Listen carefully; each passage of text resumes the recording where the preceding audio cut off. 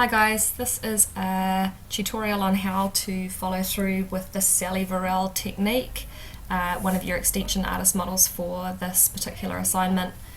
Verral uses sort of a sandwiched approach to her images.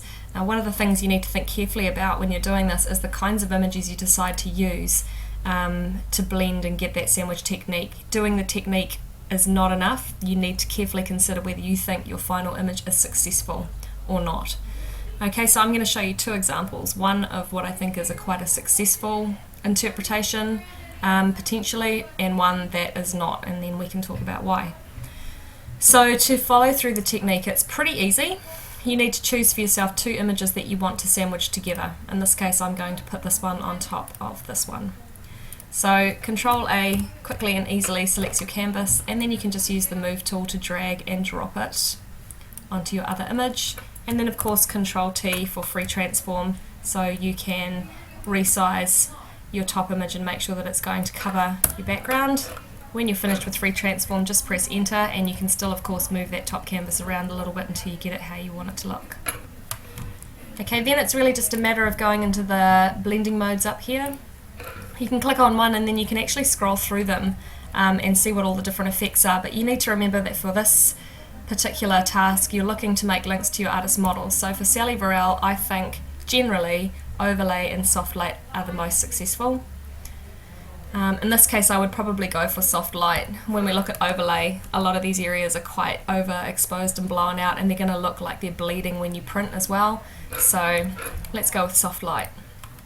One of the other things Verral does is works with a very limited colour palette, which isn't to say that you have to work completely desaturated, but you might like to play around with a little bit of a limited colour palette. So for this example, I'm going to go onto my background layer and I'm going to do a Shift, Control and tap the U button, and that's just going to desaturate my background with just a little bit of colour still on my foreground.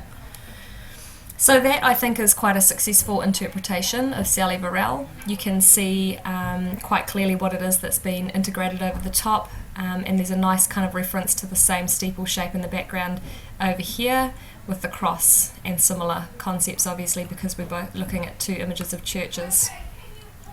An example of where this is not so successful, let's say we put the same church silhouette image over the top of this image here. Okay, so same technique, drag and drop it across. Control T resizes everything. Okay, and then you can use your arrow key to move and adjust. Okay, now if we look at overlay first, not that successful. Kind of hard to tell what this actually is that's been layered over the top, and a lot of these areas are really blown out, so we'll try soft light.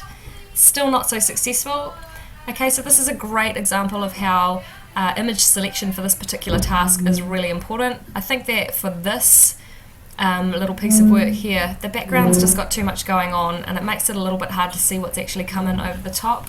Even if I was to desaturate the background, it still is very difficult actually to see very clearly what is coming over the top. So I wouldn't say that this is so successful as perhaps this one was.